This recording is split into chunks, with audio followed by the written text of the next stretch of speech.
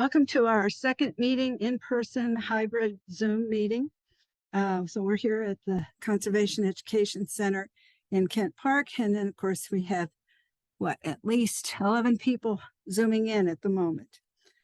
So I'm very pleased to have Terry VanDeWalle as our speaker tonight. Terry is a principal biologist at Stantec Consulting Services with over 30 years of experience specializing in animal and natural area surveys, herpetology, threatened and endangered species surveys, Endangered Species Act consultation, and coordination on environmental impact statements and assessments.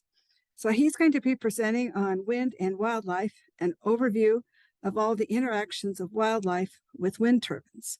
So I'm going to turn it over to Terry. All right, thank you. Thank you very much. Let me just move this a little. So, all right. Well, thank you. I appreciate you inviting me to come talk to you tonight. Looking forward to that. As Karen mentioned, well, some of you that are here, I guess, have seen, we've been talking about the book that I wrote on snakes and lizards. So I am a herpetologist. That's what I'm trained in. And that's really one of my interests. But for a real job, what I do is I work for an environmental consulting company. So I work for Stantec Consulting. We're a large international company, now have offices on nearly every continent, 250 offices here in the US, or in North America. And then, a large number of those are here in the US. I manage one of our Iowa offices. My office is up in Independence. And my office is a renewables office primarily. We work, 90% of the work we do is with wind farms. We're doing a lot more solar projects in the last few years as well. We also work on road projects, pipelines, transmission lines, all of those things. But my office does focus on renewables. And so for the last 17 years, I've been working almost entirely on wind and wildlife issues. And that's primarily birds and bats. And I'm sure a lot of you have heard, on TV, the internet, just drive around Iowa, you see wind turbines and talk to people about it. I think we all know that wind turbines affect wildlife, right?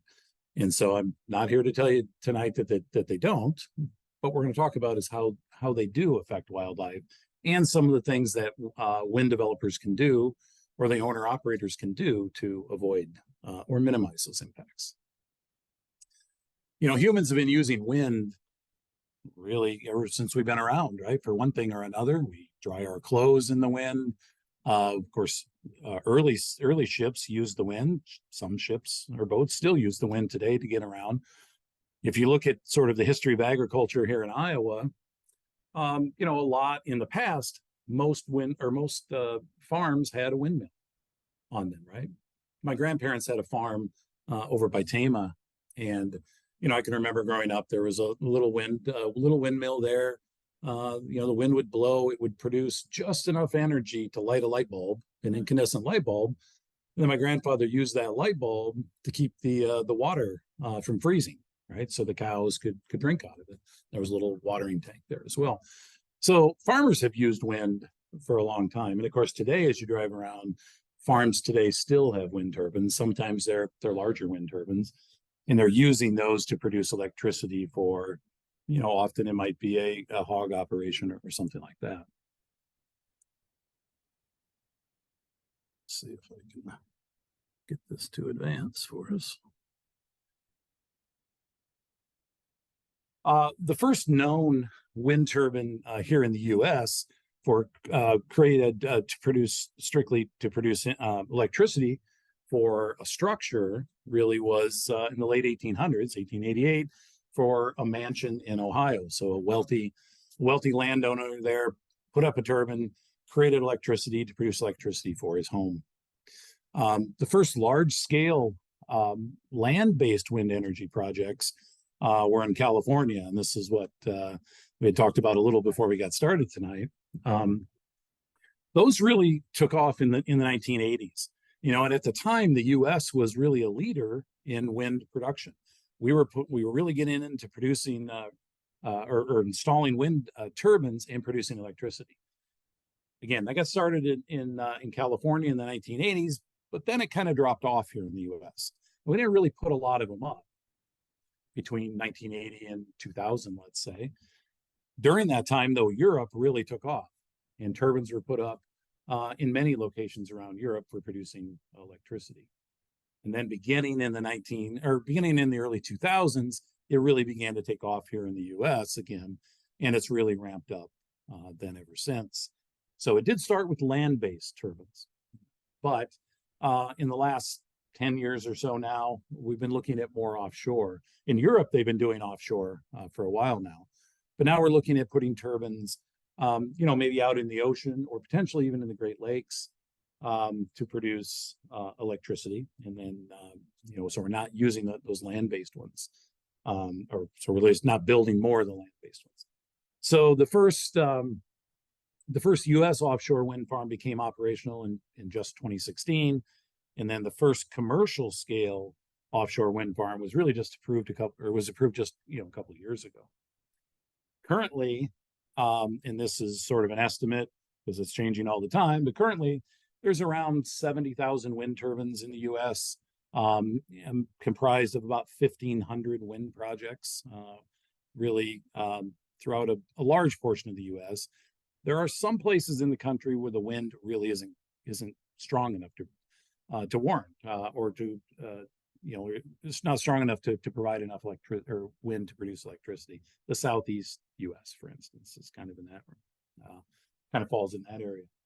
On average, there's been around 3,000 wind turbines that have been built here in the U.S. every year since 2005. So we really have been ramping up, the number of wind turbines. So if you drive around Iowa or even other states and you're thinking, wow, I see a lot more wind turbines, or didn't think there were wind turbines over there the last time I came here, the chances are you're right. So if we look a little bit here in Iowa now, so this is the other question that was asked before we started. How many wind turbines do we have here in Iowa? It's roughly over 6,000 wind turbines. And the map that's on the screen right now, the colored polygons that you see, kind of the reds and the oranges and the yellows, those are the outlines of the commercial wind farms that are out there. Keep that map in mind and sort of in general where those polygons are at in the state. We're going to come back and talk a little bit about why they're there here in a couple of minutes. And you'll see that they're primarily in the kind of central, north central, and northwestern part of the state right now. Those wind turbines produce a little over 11,000 megawatts of energy per year. You may have heard this before, you might know this, but Iowa is always one of the leaders in wind energy production. We're always in the top three. California, Texas, and Iowa are generally in the top three. And Iowa moves around a little bit. I'm not sure we're quite ever get to number one, but we bounce around between number two and number three always. So Iowa really is a leader in wind energy production. And if you look at the electricity that's produced here in Iowa currently, about 58% of all the electricity produced in Iowa comes from renewables, from wind, solar, or more recently, energy storage plants. That puts us number one in the U.S. So even though we're not the biggest state, we might not even have the most turbines. On a per capita basis, we're producing more electricity. Of course, one of the primary benefits of renewable energy is the reduction in carbon dioxide, right? The greenhouse gases. So we can reduce carbon by using these renewable sources. And of course, we use the term renewable. This is a renewable resource. A non-renewable resource is a resource that can't be renewed fast enough for human consumption. So if you think about oil or natural gas or coal, right? There may have been a lot in the past. There still may be a lot now, but we're not producing that at a rate that's going to be. We're not producing it fast enough that'll be around for us to use once we run out. So those non-renewable sources are finite. They will eventually run out. It might be a long time yet, but they're going to run out. Non-renewable resources are resources that we can, that are renewed fast enough. I'm sorry, renewable resources are resources that can be renewed fast enough for human consumption. So we think about things like trees or wildlife, if you're harvesting deer or turkeys or whatever. But also wind, right? The wind is a renewable resource. It continues to blow. The sun continues to shine. So if we take those, if we think about those renewable energy sources, those here in Iowa have been responsible for removing a little over almost 33 million metric tons of carbon dioxide emissions, and that have been avoided as a result of renewables. That's wind, solar, and energy storage. And if you look at the sort of the pie chart on the screen as well, this is a sort of a breakdown of the energy mix here in Iowa, right? All of the energy that's produced. And so if you look at the this I can point to it here, but not on my screen. The largest piece of that pie, the blue one, is still natural gas here in Iowa. We use a lot of natural gas still. Wind is the lighter blue, the kind of the bigger piece of the pie. So wind is a pretty big piece of the pie there, about 57% or so of that. So anyway, we produce a lot of our electricity here in Iowa by using solar or using renewables. We're going to produce even more. The large energy producers in the state, Mid-American, Alliant Energy, they're moving away from coal production, and Mid-American for sure has stated quite a few years ago now that they intend to be 100% renewable by 2060, but they're well ahead of that at this point. And Alliant is moving in that way as well. Renewable energy does create jobs here in Iowa. So about a little over 5,000 full-time jobs are created. That doesn't include my job. These jobs are jobs where people are actually working at the facility, in the operations and maintenance of the facility. So how do we decide where to put turbines? So if you think back on that map I showed you earlier, where the wind farms are at, there is a process, and it's a pretty detailed process that goes into how do we site a wind turbine. And the first and probably the most important thing is, do we have wind? Do we have adequate wind to produce that? And so what's on the screen now is the wind resource map for Iowa. So the purples and the lavenders, that's the best wind resource. That's where the wind is highest. And then as you move to the reds and the yellows and the oranges and the browns, as you move from northwest to southeast in Iowa, the wind resource drops off. There's still windy in southeast Iowa, but it's not as good. So if you think back to those polygons of where the wind turbines were at, they were all up in the north central and northwest part of the state, right? That started in the parts of the state that have the best wind resource. So wind was first developed there. Many of those sites are being used up now. And so what you're starting to see is the turbines in these wind farms are moving farther and farther southeast in the state now. And they're having to move into these areas with less, less good wind resource. So you got to have wind, but then you also got to have a way to get the power from where you produce it to where it's needed. And that's transmission. So as you drive around, you see transmission lines. Transmission lines are the really big lines, the really big poles, not the ones that you see around town or even a lot of them out in the rural areas. Those are distribution, right? That's getting the power out to the houses. But those really large metal structures sometimes have 3 lines on them. Those are the big transmission lines where they're moving the electrons from one place to another. Very often, though, where the wind is where the good wind resource is not where the transmission is. Also, it's where the wind is not where the people are, where you need the electricity. Right? So you need the electricity in places like Chicago, or maybe in Florida, Denver. Those really large towns and cities need a lot of electricity. I mean, obviously, Iowa City, Cedar Rapids, we do too. But the good wind is often, a lot of the good wind it's in Northwest Iowa, but it's also in the Dakotas, or it's in West Texas. They don't need the power there, right? They have to get it somewhere else.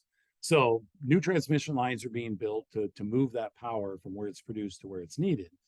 But if I'm building a wind farm, one of the things I have to figure out is there a transmission line close to where where the wind project can be? Because I don't want to have to build, a transmission line to get from my wind farm to somewhere else. So they want to interconnect close to where they build the project. And then, of course, we go down the list. You got to have somebody to buy the power from you. Wind farms produce it, they dump it onto the grid, but somebody's got to buy the power. So they got to have a purchaser, got to have money. These are expensive to build. An average wind farm, say it has 100 turbines, that's probably $500 million these days to build. So they are expensive. And that price goes up like everything else. Land rights is a big issue.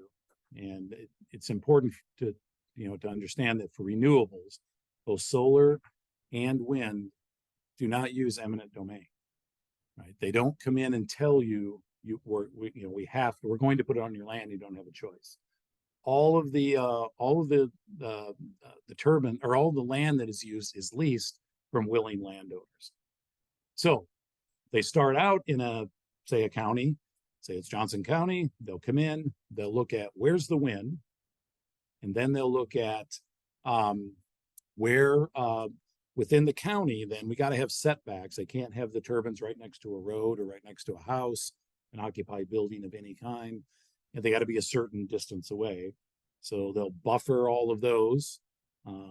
So we look at where the wind is. We look at where the, where they can set turbines for the, based on these setbacks. They'll look at environmental constraints, things like wetlands and cultural resources and forests and prairie, and then the wildlife that we'll talk about here in a minute. And as they do this, you start out, say, with all of Johnson County, but by the time you're done, you keep knocking pieces, whittling pieces out of this, right? And so now you've got just patches of the area that they could actually put a turbine in. That's the buildable area. Well, then they look within those little patches and say, okay, but who's willing now? And not everybody's going to want a turbine on their land. And so, again, knocks out pieces of that. But at the end of this process, then, hopefully there's enough places to put turbines. So they do look at all of this as they're figuring out where to put the turbines. And then as they get ready to build, there are a number of permits that they'll need. We'll talk about at least those that are related to wildlife here in a bit. So there are a number of wildlife laws that are directly related to wind and wildlife. And so we'll just kind of take a look at a few of these. I'm sure you've heard at least of some, if not all of these before. But the Migratory Bird Treaty Act, you might be familiar with the history of this, but Migratory Bird Treaty Act was passed in 1918 as a way to really end market hunting, to end plume hunting for birds here in the U.S. But what it does is it prohibits the killing of migratory birds unless it's allowed by law. So there's around 1,006 birds on the list right now. But those birds include things like mallards, right? And other waterfowl that you can hunt. So that's the allowed by law part of this. There may be seasons or bag limits, where it's legal to hunt those. And so even though some of those species are on the list, they might be able to be hunted. The Endangered Species Act, this is the Endangered Species Act of 1973, prohibits the taking of federally threatened and endangered species. And under the act, take is defined as this to harass, harm, pursue, hunt, shoot, wound, kill, trap, capture or collect or attempt to engage in such conduct. So if it's a federally listed species, you can't go out and just shoot it, or you can't trap it. You can't bring it home and keep it as a pet. You can't have the feathers either. You can't have a nest if it's a bird. All of that would be take. Now, if you're shooting it, you're poisoning it, you're killing it, that's harm under the act. Harass is where you would just affect the normal feeding, breeding, or sheltering of the animal. So if whatever activity you're doing causes it to move away from a nesting area or a place where it has babies, or maybe it's where it feeds, or you're affecting its food source, you're not directly killing the animal, but you're affecting its food source, that might also constitute take under the Endangered Species Act. Well, as the act was originally written,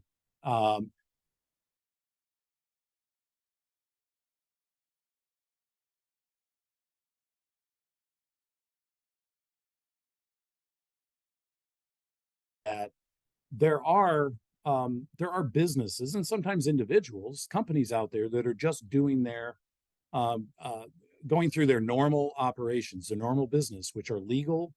You know, these are legal companies that might act as part of their legal activities, might result in take.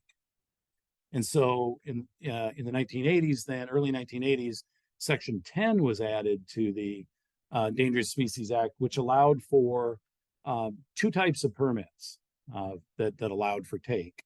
One of those are just scientific collecting permits, or scientific take permits. So if scientists are doing research, you know, a college professor, or in my case, I have a permit for the rattlesnakes that I work with that are federally listed species. The other type of permit is an incidental take permit. Incidental take is defined as take that is the result of an otherwise lawful activity. It's not the purpose of, but it's incidental to an otherwise lawful activity. So if you think about for what we're talking tonight about a wind farm, building and operating a wind farm is an otherwise lawful activity, but those wind turbines might kill and can kill an endangered species. And so these incidental take permits were created for, again, companies that have otherwise lawful businesses. Doesn't allow for the illegal take, right? Poaching of endangered species is still illegal.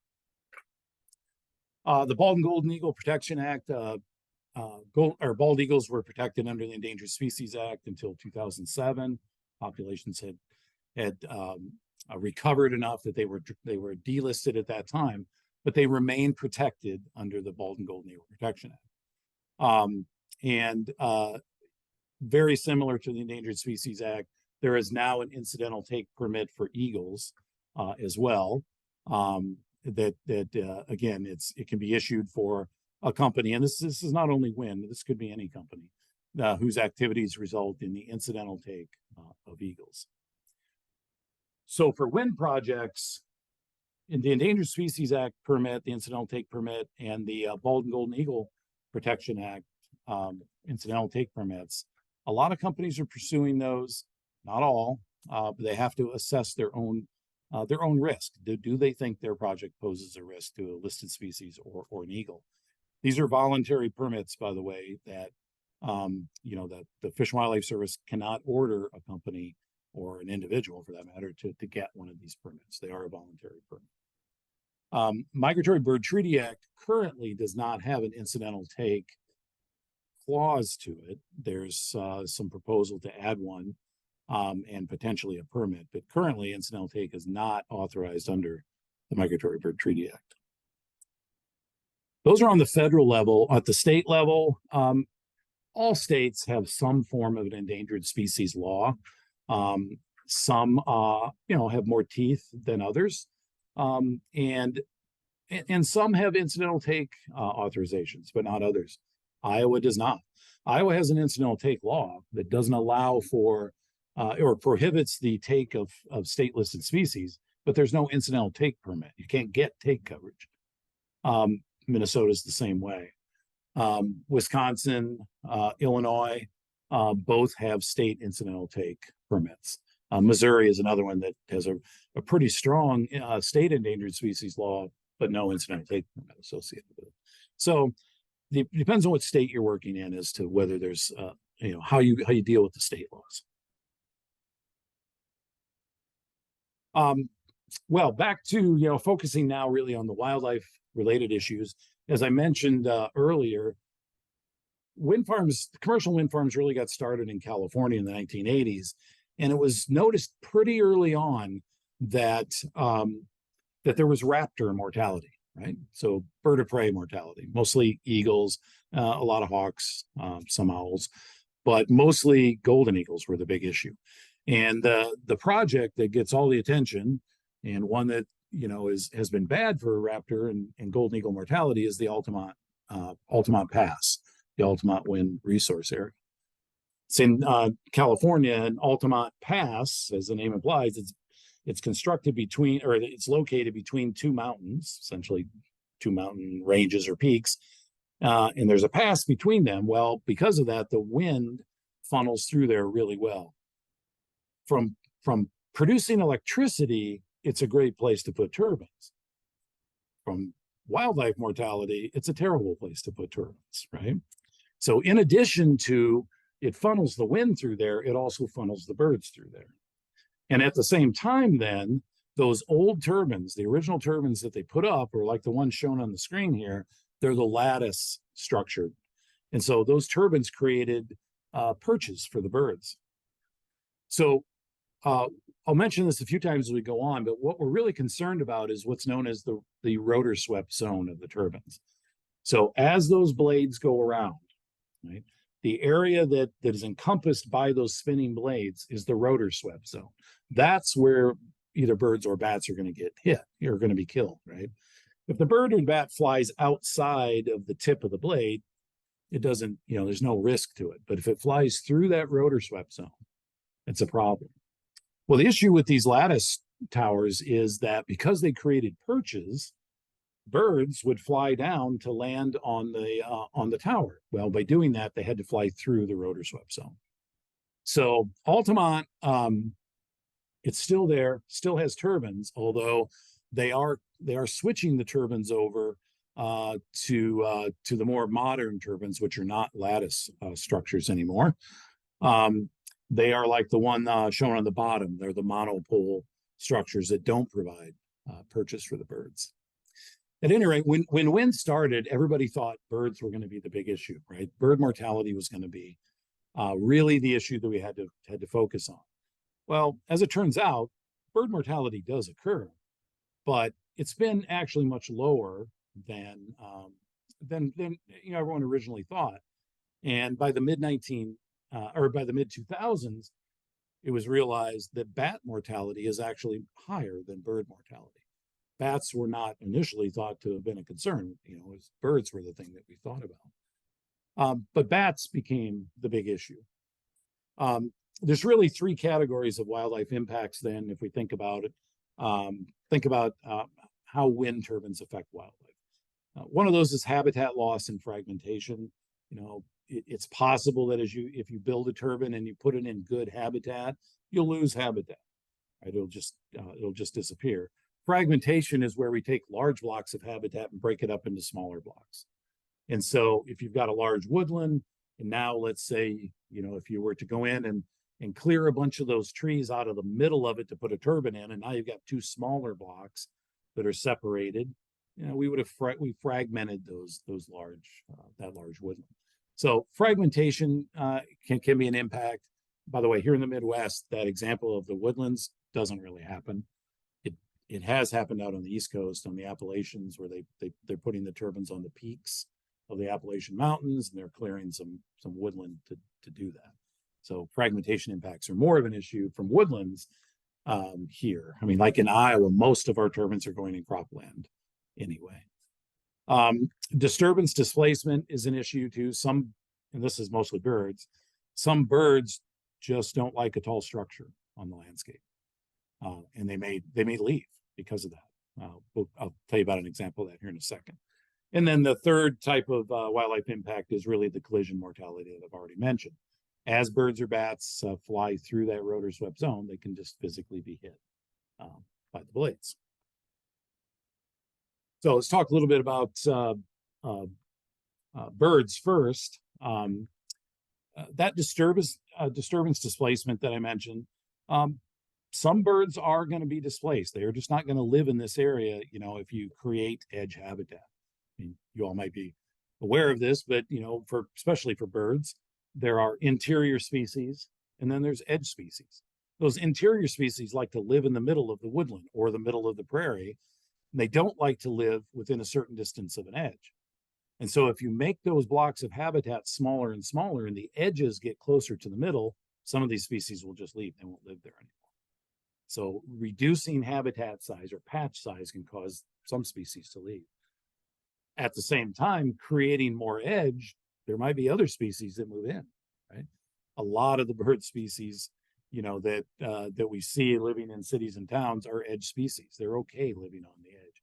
And edge, by the way, is that spot where two types of habitat come together. So like where a woodland or a grassland comes together, or a cornfield, grassland or a woodland, for instance. Really, studies here in the Midwest and even in the Western US have shown pretty consistently small scale disturbance impacts. We're not seeing a lot of the species here in the Midwest that are displaced because of the turbines.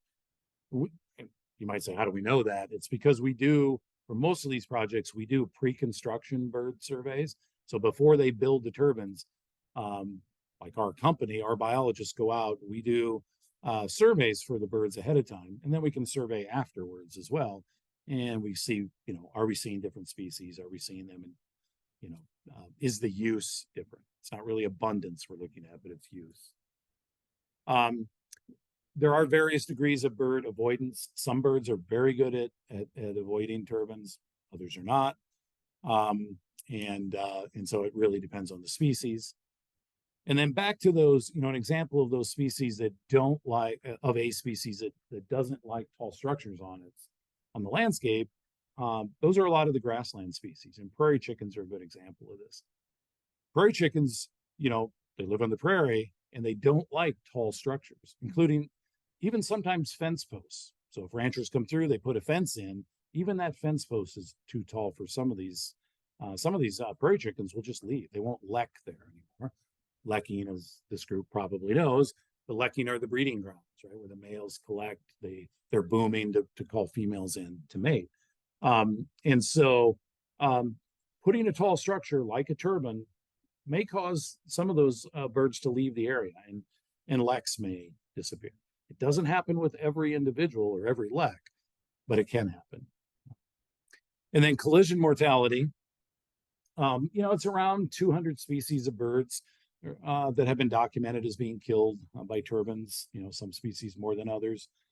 And in fact, songbirds account for more than 50% of all the avian fatalities. And in particular, it's the night migrating songbirds, the night migrating passerines. And this might make sense, right? During the day, these birds can see the turbines. They have pretty good avoidance. But at night, they're not able to see the turbines. Now, the other issue with the night migrating passerines is that most of these birds, when they migrate, are migrating well above that rotor swept zone, higher than the turbines. The issue comes on nights when there's a low cloud ceiling. So if it's a foggy night, or it's a snowstorm, or maybe even a thunderstorm, and that cloud ceiling gets pushed down, what happens is those birds fly lower as well, and they may now fly through that rotor swept zone. The other thing that can happen is on those nights with really not good visibility, is that lights on the ground can attract the birds. So they're flying, you know, they're flying along, and then they see a light and they go down to it. If that light happens to be at a substation within the wind farm or at the base of the wind turbine, the birds may fly through the rotor swept zone to get there. So the lights we're talking about, though, are not the aviation lights on the top, the blinking ones you see. Those red lights, those don't attract the birds. It's the white lights that are on the ground, you know, again, at a substation, or the turbines have a door at the base of them, and there's a light out there, like the porch light on your house. And so if that light gets left on, in the, you know, one of these low cloud ceiling nights, the birds may fly down towards that light.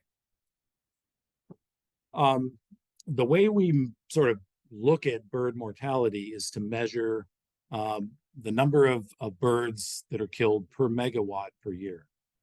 We don't really look at it on a per turbine basis because all these projects have different numbers of turbines. There might be 2 or 3 turbines, there might be 100 or 400 turbines. So we standardize it across projects, across all these turbines by looking at the number of birds per megawatt per year. And here in the Midwest, it's about 6 birds per megawatt per year. So if we have a, if we have a 100-megawatt project, it'd be around 600 birds per year. On average, it would be killed at that project. The chart that's here kind of illustrates, though, how that number fits, how the number of birds that are killed by wind turbines puts it in context with other sources of mortality. So I will say that these data are produced by the Fish and Wildlife Service, right? It's not mine, it's not Stantec's, it's not the wind developers. These are Fish and Wildlife Service data, but which is, it's might be hard to read, but the bottom bar, the smallest bar, is collision with land-based wind turbines, and the number is, a little over 200,000, around 234,000 birds. The next one up is electrocution with power lines and things like that. The next one up there at around 25.5 million is collision with electrical lines. Poison is 72 million a year. Collision with vehicles, right? Lots of birds get hit by cars, around 214, almost 215 million birds. Collisions with buildings, right? Birds run into glass, around 600 million. But that top bar, by far, is the biggest threat to birds, and that's domestic cats. Domestic cats that are let out, and they're more or less feral cats. But even if you let your cat out just overnight and let it back in during the day, cats are killing a lot of birds, and that's around 2.4 billion birds every year that are killed by cats. So it is true that wind turbines kill birds. I might have said bats there, I'm sorry. Birds. Wind turbines do kill birds, but in the context of other threats, it's actually a pretty minor threat. And there are some things that the projects can do to minimize that number, and we'll talk about those here in a bit. Eagles, just briefly, eagles are susceptible to collision with wind turbines as well. Bald eagles appear to be less susceptible to collision than golden eagles. Bald eagles tend to have a pretty good avoidance behavior, and that's really related to the way the two species hunt. Right? Bald eagles, they're a predator, but they get most of their food by scavenging. They're really a scavenger. They also fish, but they're picking up a lot of dead birds. They also steal food from other birds. But golden eagles, on the other hand, are more of an active predator. And as they hunt, they fly along. They're diurnal birds, so they're out during the day. They're flying around, but they're looking straight down at the ground when they fly for their food. They're not looking out at what's ahead of them. And because of that, a lot of these birds are probably just not seeing the turbines until it's too late. They're focused on finding their food on the ground. So golden eagles appear to be more at risk than bald eagles. That's not to say bald eagles aren't killed by turbines. They are. We've had bald eagle mortality here in Iowa, but they tend to have pretty good avoidance behavior. Nests, the age class that is often more susceptible to mortality are the young birds right after they fledge, and so having nests in close proximity to turbines can be an issue. This picture on the screen is a project we worked on in Missouri, where we did all the eagle surveys ahead of time. We did nest surveys ahead of time, and then they built the project. And when that turbine that is shown in the picture was built, that nest was not there. Right? These birds came in and built the nest after the turbines were already there. So that's something else that the wind projects have to deal with. If you think about a project that's it's got a 30-year life cycle. Eagles are building nests all the time. Nests fall down, they build new ones. They might move to a different nest. So it's an ongoing issue that these wind projects have to sort of keep on top of as they go along. Bats, appears to be little or no avoidance of wind facilities by bats. In fact, some have suggested turbines might attract bats. And that might be due to either their migratory or their mating behavior. And so the pictures of the three species on the screen, the red bat, the hoary bat, and the silver-haired bat. These are the tree bats, migratory tree bats. These bats are not hibernating in caves in the winter. These bats are here in Iowa in the summer. They actually will go to Canada in the summer, but then they fly to South Texas, Mexico, even some in Central America in the winter. And so they're making these long distance migrations. But the tree bats, the way they mate is some of these species also lack the same way the prairie chickens do. And where do they lack? Well, they tend to find the tallest tree on the landscape, and all the males will go to the tallest tree and hang out, and then the females will come there. Well, if you put a turbine on the landscape, it now looks like the tallest tree on the landscape. And so it's possible, at least it's been suggested, that these tall turbines may actually be attracting some of the bats to these areas. So there's been around 22 species of bats that have been documented killed in wind turbines, but these three species, red bats, hoary bats, and silver-haired bats, all of which we have here in Iowa, account for about 72% of all that mortality. So they are the bulk of the mortality, bat mortality at wind turbines across the country. Causes of mortality, blade strikes, again, flying through that rotor swept zone, they can get hit. And then something you may have heard about, it's been in the news a little bit, and that's something called barotrauma. As those blades spin, as they move around, they're actually going pretty fast. You watch those blades and you watch them go around. It may not look like they're moving all that fast. It might only be around 20 RPM or so, but the blades are over 100 feet long. And so what happens is that on the tip of that blade, it might be moving 150 miles an hour out there. And it's possible that birds and bats just misjudge how fast it's going as well, even if they do see it. But what happens is as the blade spins, right, when that blade passes, it creates a pressure difference between the front of the blade and the back of the blade. And so if an animal flies through, a bird or a bat flies through that pressure difference can actually cause their internal organs to essentially explode. So lungs, the brain, things like that. It's just that pressure difference. Now, there was a paper some research that came out in 2008, 2009, that suggested that barotrauma was actually the primary cause of mortality. Since then, there's been a lot more research done, and it's shown that that's not actually the case. Barotrauma can occur, probably does occur, but rotor strikes are actually the bigger cause. Most of them are still being hit by the blades. Most bats that are killed on low wind speed nights.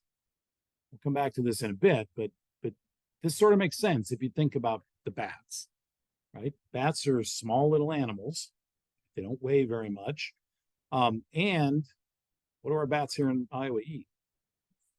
Insects, right? And so on a high wind speed night, when the wind's blowing really strong, neither the bats nor the insects are out there flying around because it takes too much energy. I'm sure you've all experienced this, right? You're out on a nice summer day, or a nice summer night here in Iowa, and it's really warm, and and there's really no wind, and the mosquitoes are biting you. You go out the next night, you're sitting out in the yard, still nice and warm, but now the wind's blowing, the mosquitoes aren't biting, right? So what we know is that there's this inverse relationship between bat activity and wind speed. As wind speed goes up, bat activity goes down. So we can use that to help reduce bat mortality. We'll come back to that here in just a bit. And so the Midwest average, again, if we look at sort of what a Midwest average for bats is around 18 bats per megawatt per year. So again, if you had a 100 megawatt project, then it's around 1,800 bats per year at that project. So again, we measure it in megawatts per year as a way of standardizing it across all projects. Now you might be asking yourself, though, why do bats get hit by turbines? They have sonar, right? They have radar, right? Whatever you want to call it, right? Well, the bats are echolocating, right? That's what we should call it. It's echolocation. Same thing dolphins do. right? They send out a sound, and that sound travels out, it hits an object, and it bounces back to the bat. And from that sound coming back, the direction it comes back, the wavelength it comes back, how long it took to get there, the bat can figure out how far away the structure is, the size, the shape of it, which direction it is from them. And they use the echolocation for finding food. They also use it a little bit too as they're flying through the woods at night so they don't run into a tree, right? But they use echolocation for finding food. Bats do not use echolocation for navigation, though. They don't use an echolocation to get from here to here. So it's been thought, it's been suggested, and there's some data to support this, that as bats are migrating, so again, think about those long distance migrating tree bats. They turn off that echolocation while they're flying. They're using some other mechanism to navigate, probably stars, the moon, could be magnetic fields, but they're using that to get from place to place. And so they may be flying while they're migrating, but they're not echolocating. So again, at night, they may not be able to see those turbines.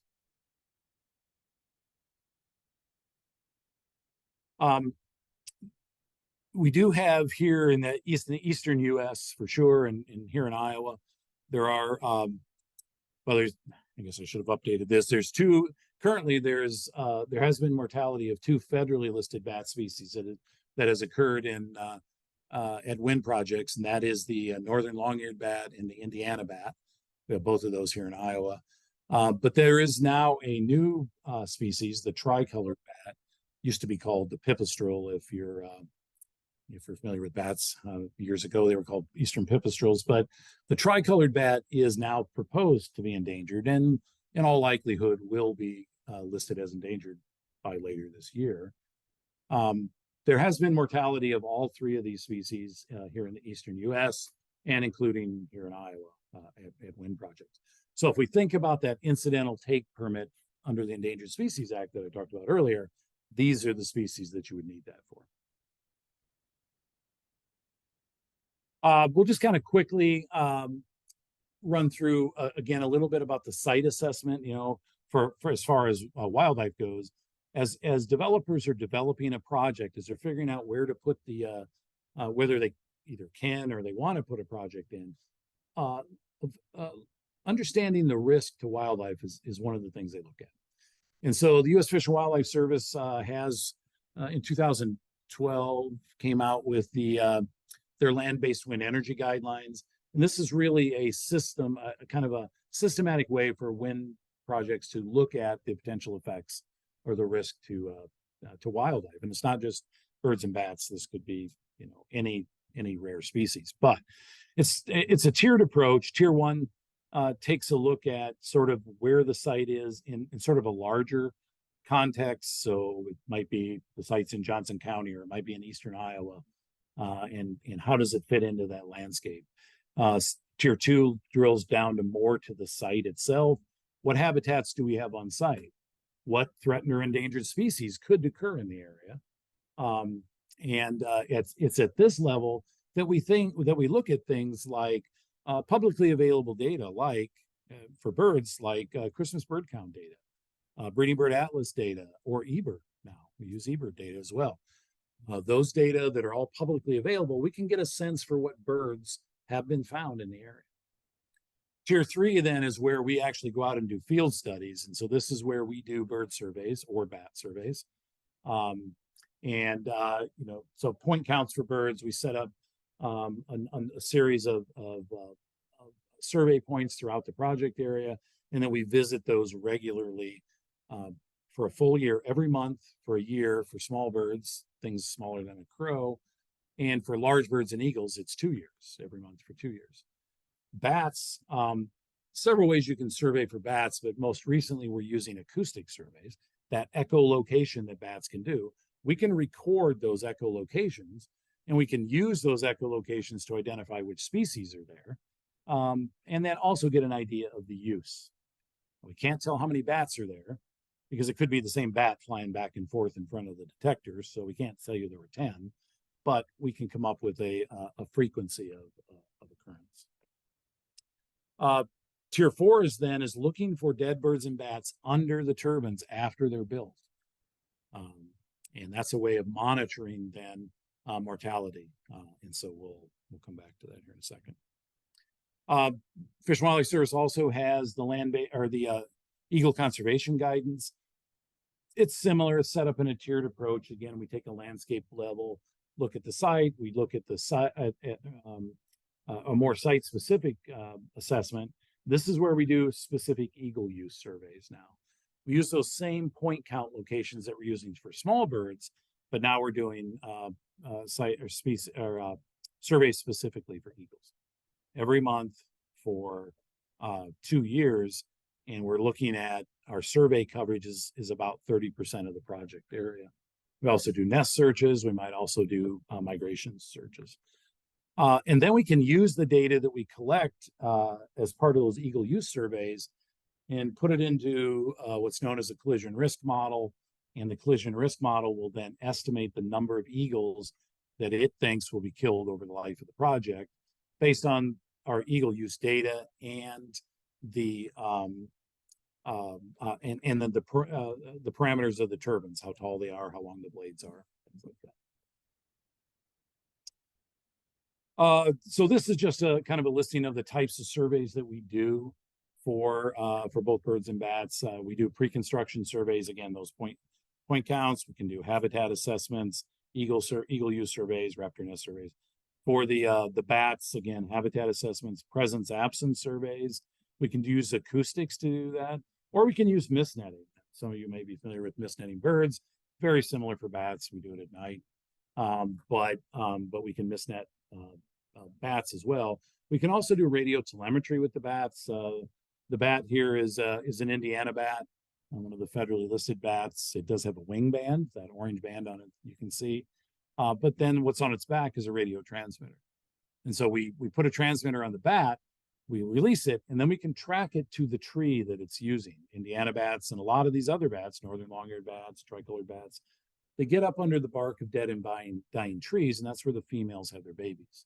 And so we can find the maternity colonies by using radio telemetry. And then post-construction monitoring, that's, again, where we walk around under the turbines looking for dead birds and bats, and it's a way of monitoring the mortality. So kind of just running through a few quick avoidance and conservation measures for birds. We can site turbines away from habitat. The turbines themselves and the meteorological towers do not have guy wires. Guy wires are those wires that attach to you see them on telephone poles and things, but that's to help stabilize them. Guy wires are pretty bad for birds. Lots of birds fly into those. So there are no structures on a wind turbine that have those. All of the communication lines, the collection lines, all the turbines are connected to each other, and they're all connected to a substation. Right, the power is produced at a turbine, and then it's sent to a substation. All of that is underground, and so no concerns with the birds being electrocuted or collisions with those. Remember, I said that birds, one of the issues with those night flying passerines is that on low cloud ceiling nights, lights will attract them down, right? And the birds might fly through that rotor swept zone. So one of the things that projects do is they use low voltage lights on their substations and on their turbines, but they also put down shielding on. So the lights are pointed down at the ground, not up at the air. That's been shown to be really effective at reducing or eliminating those mass mortality events with the birds. And then employees are required to turn the lights off as well, or kind of that little porch light. Carcass removal is important for eagles and other raptors. Remember, particularly bald eagles, but even golden eagles are scavengers. And so if you've got a dead deer laying in the area, or even a dead raccoon or something like that, eagles will fly in to get that. A bigger issue here in Iowa are dead pigs, though. We have a lot of hog farms, and a lot of the hog farmers, when their pigs die, they just throw them out in the fields. Those carcasses laying there can attract lots of eagles. We had a project up by Manchester that our bird surveyor went out there the very first day she was there. And she called me and said, I'm sitting at one of our survey points, and there's like 89 eagles right now. And they're flying all over, they're all on the ground. And I said, so what's going on there? And she said, well, there's like 3 dead pigs out in the field. And there was nothing else that would have attracted those. There's no large lakes, no rivers right where this was. And we've seen that pretty consistently. So what wind projects can do is work with livestock producers to not put those carcasses out there. We saw a very similar thing on a project on the East Coast, but it was a chicken farm. And when the chickens would die, they just spread the chickens out on the field, but they were bringing eagles in. And so if we can remove that attractant, we can lessen the risk to eagles. Conservation measures for bats. One of the things we can do is site turbines away from woodlands. A lot of these bats are woodland bats, Indiana bats, northern longyear bats, tricolored bats, for instance. They're woodland bats.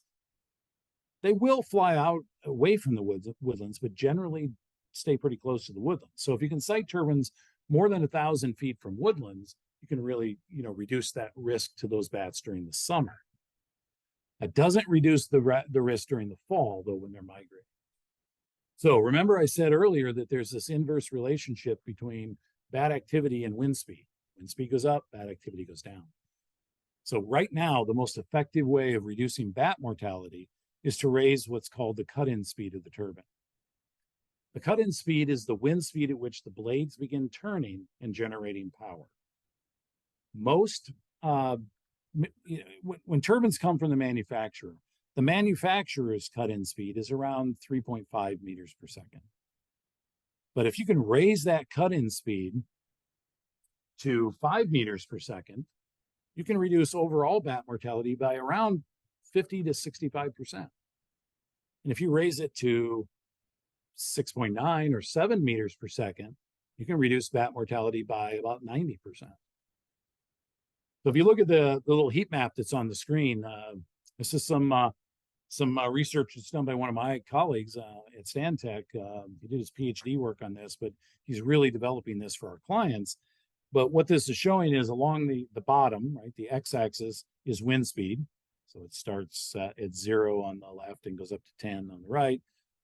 And then he's also got temperature in there. That's along the y-axis. But if you look at the red is the highest activity, and then it goes down from there, from the orange to yellow to green to purple to blue. So blue is the lowest activity. But what you can see is I put some bars in for the 3.5 meters per second, kind of that manufacturer's cut-in speed, and that where a 6.9 would be. But what this is showing you then is that the heat map is showing bad activity. So the most of that activity, the reds and the oranges, is below that 3.5, right? Or right at that. So again, most of the activity is on low wind speed nights. So, but if we raise that cut-in speed to 6.9, let's say, you've taken out most of that activity.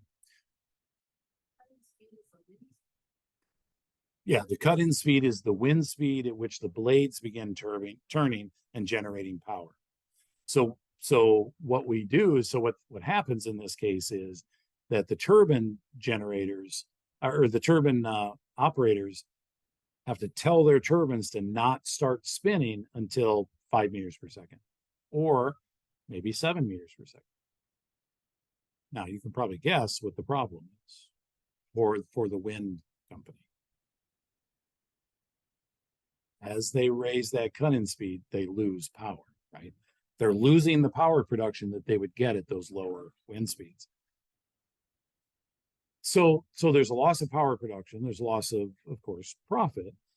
But the other issue is that we have projects here in the Midwest where the average wind speed at the site is only 7 meters per second.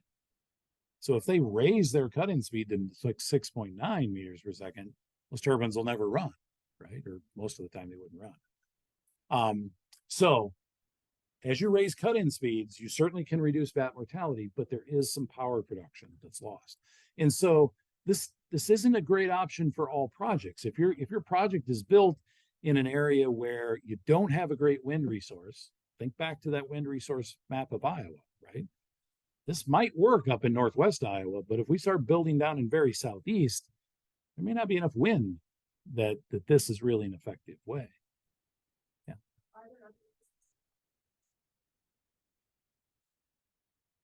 So the question was, is there a reason to have a cut-in speed above 0? You know, so are you asking why is it 3.5 instead of 0? I think that the wind has to be enough to get those blades turning in the first place. I'm assuming that it's an engineering reason why it's not a lower cut-in speed. Although I will say the newer turbines, the manufacturer's wind speed is getting lower on those.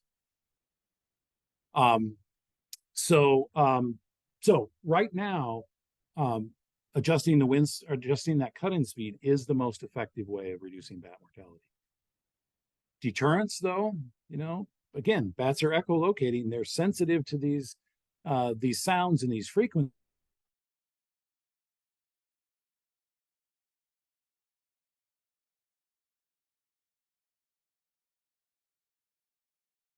Available that is out there off the shelf that a company could use. There are several systems that are being tested right now. They don't really have the greatest success so far, but we may get there with deterrence at some point. It is something that the industry is certainly actively looking at, and there are some turbine manufacturers that are building a form of deterrent into their turbines right now. It's just not, you know, 100%. Larry, did you have a question? If so, you'll have to unmute.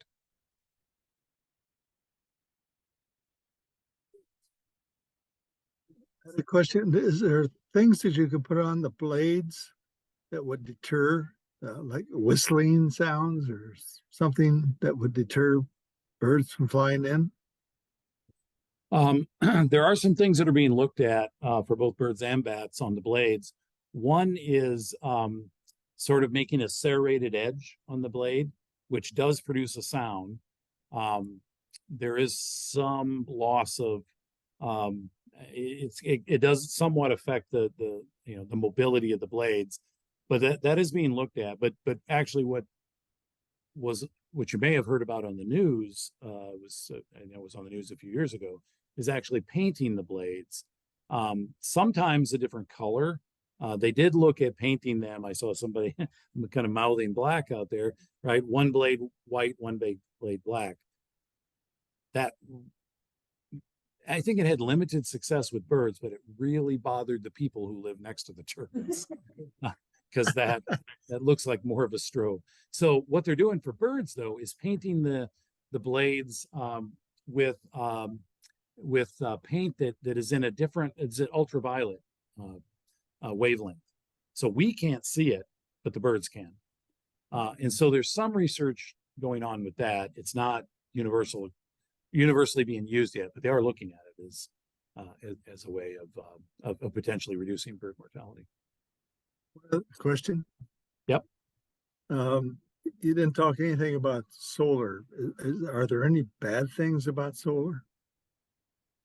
Yeah, let me finish just a couple slides on this, and then I can just mention quickly about solar because we're just about done here. But so as I said, these projects are built. A lot of them have permits as to, you know, whether they're, you know, which allows for a certain level of take of bats or eagles, for instance.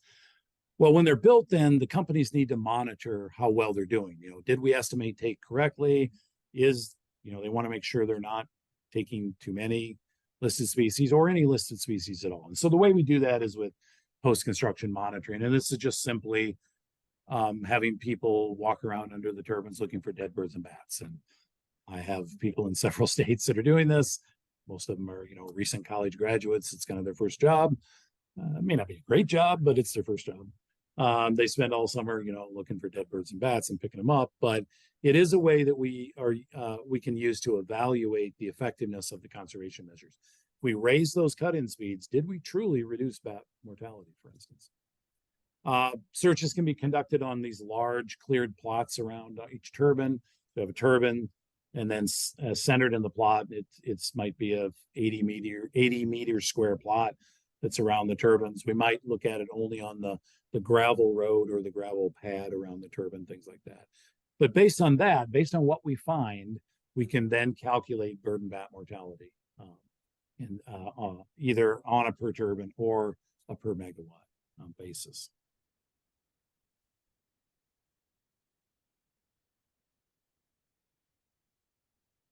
All right. Well, so here we are at the end. As I said when I started, wind does affect wildlife. There are birds and bats that are killed at turbines. So it's not that there aren't impacts, but overall wind energy impacts, looking at an overall environmental impact, is less than burning fossil fuels. But there is still a cost. There's still this environmental cost to using wind energy. And one of those is bird and bat mortality, right? There's no such thing as a free lunch, right? There is a cost to all of this.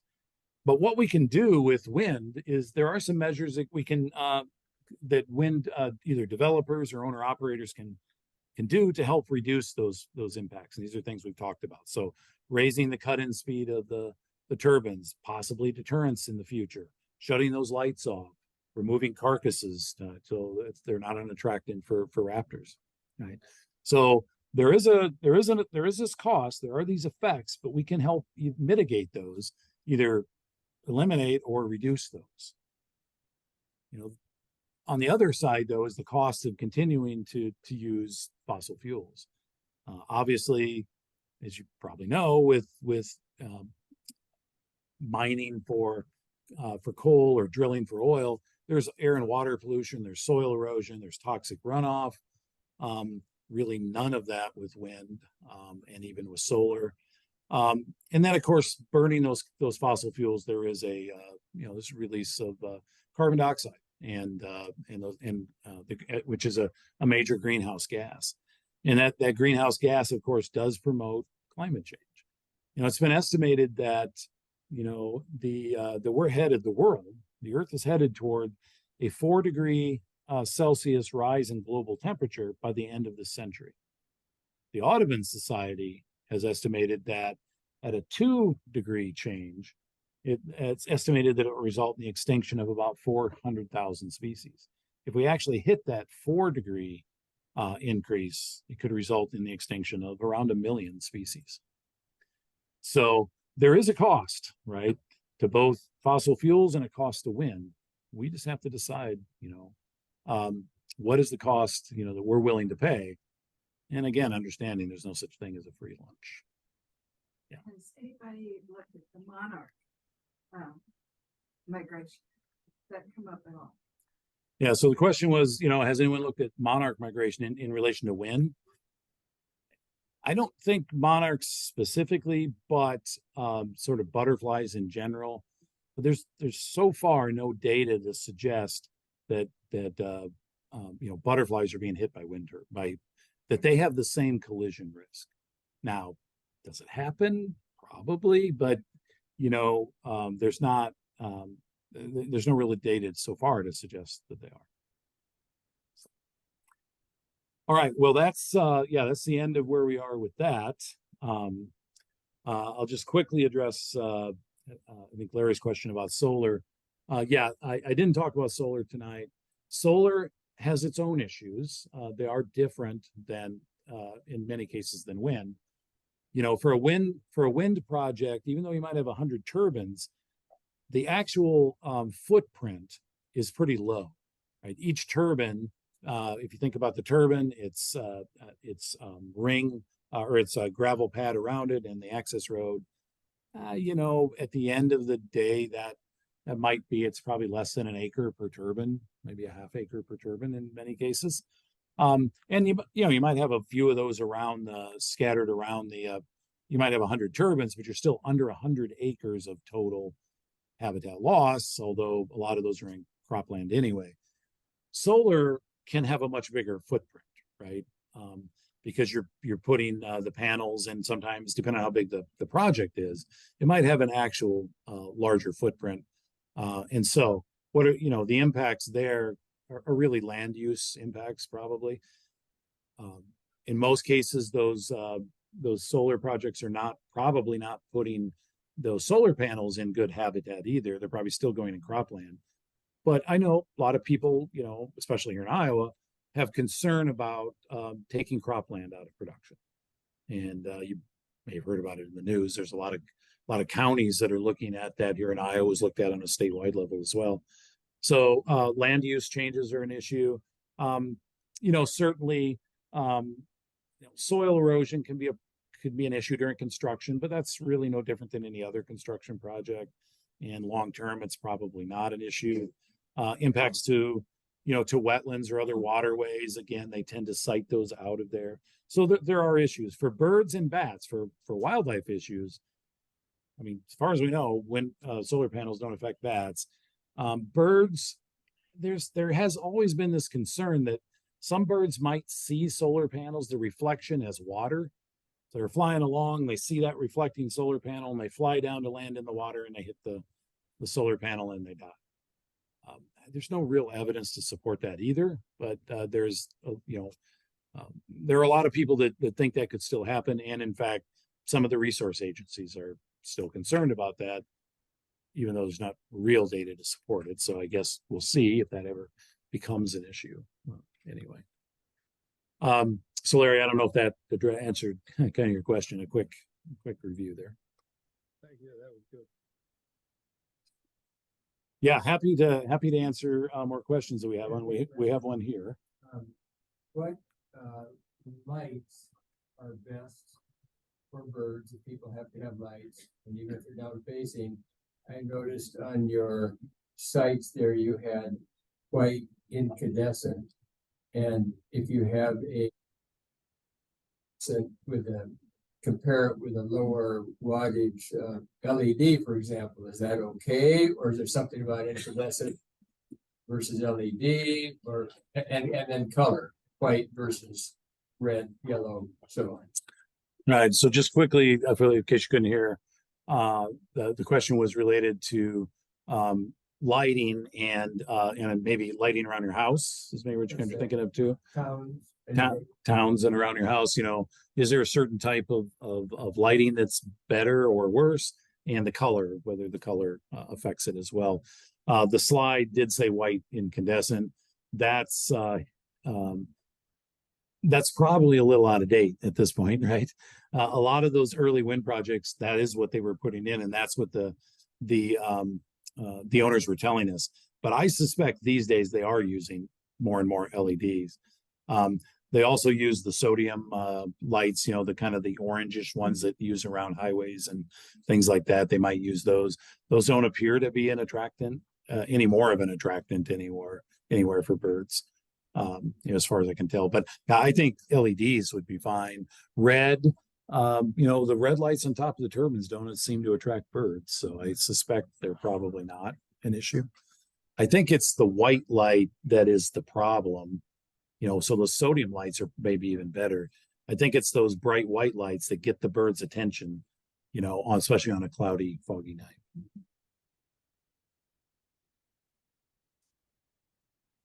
That said that 58% in Iowa of Iowa's energy was from wind and solar or energy storage plants. What's an energy storage?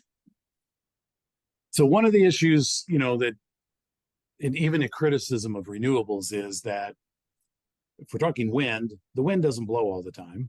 And for solar, the sun doesn't shine all the time, right? It doesn't shine at night. So what would make renewable projects more efficient and for them to be able to produce the base load is if we could store that power in a battery. Right now, the base load, right? The power companies have to provide a certain level of power at all times, because when we walk in our house, we flip the light switch, we want the lights to come on, right? That's the base load. The problem with wind is, of course, the wind blows sometimes, it doesn't blow all the time, the sun doesn't shine at night. So it's hard right now for renewables to produce the base load. So the way that we'll be able to get past that is potentially with battery storage. And so that's what these battery storage projects are. There hasn't been a great technology. It's been really expensive in the past, but it's moving ahead now. And so that's what a battery storage is. If we could, have a giant rubber band in each wind turbine tower, so that as the blade spins, it winds that rubber band up, and then when the wind's not blowing, we let it unwind and release all that power. Looks like a battery's running low here, but we're probably okay for a bit. You know, you could store power in some way and release it later. That's really what it's about. And I have one other question. Is there some reason why the wind turbines aren't closer together? Yeah, they're not. And so is there a reason the turbines aren't closer together? It's usually because, well, it's mostly because they affect each other, right? As those blades turn, they create a wake. And so if you've got them in a string and they're too close together, the turbine in front will affect the efficiency of the one behind it. So they spread them out so that they're not creating those wakes and affecting each other. Thank you. Thank you very much. Sure. Thank you. Very much. Did you see there's a chat question? How do the costs of wind and solar compare to coal and natural gas, both operating and capital? Yeah, that's a good question. I'm sure I'm sorry, I don't really know the answer to that. That's not really, kind of my area. I do know that there's a lot of discussion about wind getting subsidies or solar getting subsidies, but we have to remember all power generation, regardless, gets subsidies. Right. Coal, oil, natural gas, nuclear, they all get subsidies as well. So it's not just renewables that are getting the subsidies, but Yeah, I don't.